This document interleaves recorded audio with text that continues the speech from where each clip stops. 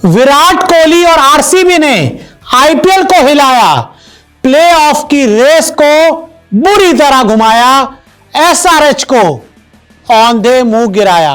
तो जब मुकाबला शुरू हुआ था एसआरएच वर्सेस आरसीबी के बीच, तो हर किसी ने कहा था कि भाई आज एसआरएच के सामने आरसीबी उड़ जाएगी, आरसीबी फुर हो जाएगी, आरसीबी एक बार फिर हारसीबी हो जाएगी।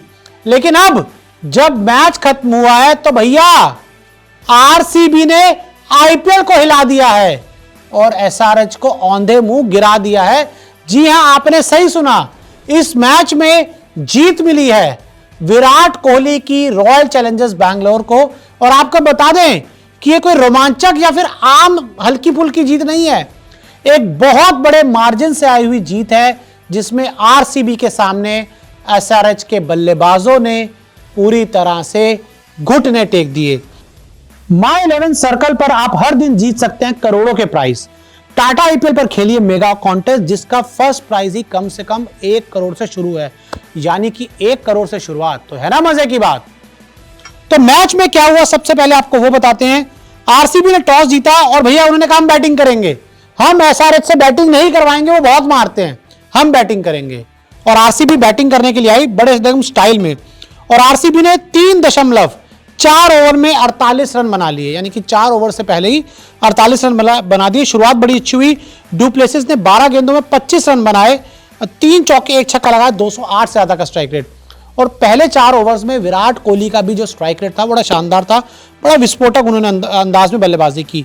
हालांकि जब डुप्लेसिस आउट हुए तो फिर आरसीबी को विल जैक्स के रूप में एक और झटका बड़ी जल्दी लग गया, और उसके बाद एक साझेदारी हुई रजत पाटीदार और विराट कोहली के बीच। एक छोर पाटीदार ने संभाल लिया, एक छोर पर विराट तो खड़े ही थे। तो पाटीदार ने कहा भैया विराट भाई आप खड़े रहो, मैं आज रन बनाता हूं और तेजी में बनाता हूं। भाई ने 20 गेंदों में 50 रन बना दिए, 2 चौके 5 छक्के लगाए, 250 का स्ट्राइक रेट, खत्म। बहुत मारा और एकदम मैच सेट कर दिया। और ये आउट हुए 50 रन बनाकर, 130 पर झटका लगा। उसके बाद विराट कोहली भी अपना 50 उन्होंने पूरा किया और उन्होंने कहा भाई मेरा काम हो गया। 43 गेंदों में 51 रन बना दिए मैंने, 4 चौके 1 छक्का लगा दिया, 119 के आसपास का स्ट्राइक रेट। अब मैं जा रहा हूं, अब मैं इससे आगे कुछ नहीं करूंगा। तो 4 विकेट गिर गए थे आरसीबी के 140 पर, 15 ओवर हो गए थे।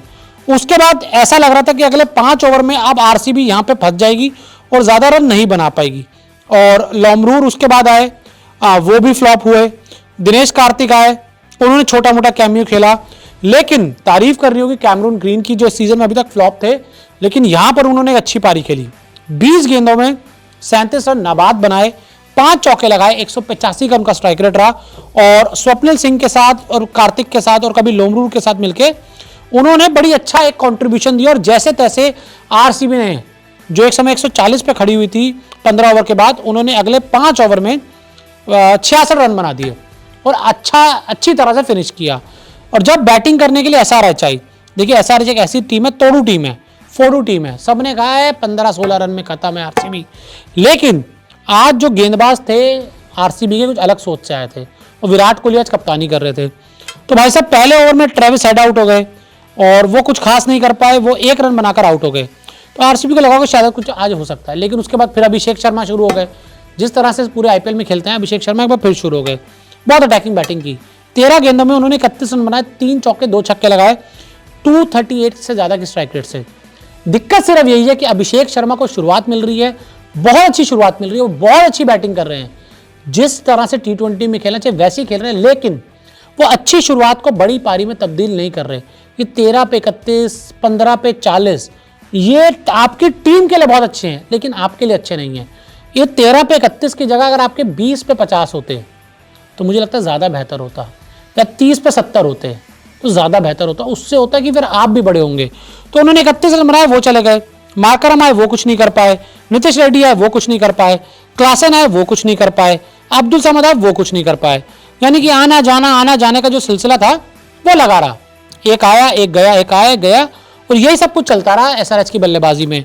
और अगर हम बात करें एसआरएच की बल्लेबाजी की, जो उनके टॉप के 6 बल्लेबाज थे वो 85 रन के स्कोर पर पवेलियन लौट गए। और यहाँ से अब आरसीबी को जीतने के लिए, एसआरएच को जीतने के लिए 131 रन चाहिए थे, 132 रन चाहिए थे, और ओवर बचे थे सिर्फ 11। तो फिर पैट कमिंस ने आके थोड़ी कोशिश की उसके बाद शहबाज अहमद ने आके कोशिश की, लेकिन वो कोशिश ही रह गई, क्योंकि आरसीबी के गेंदबाजों ने इस मैच में पूरी तरह से घेर लिया एसआरएच के बल्लेबाजों को।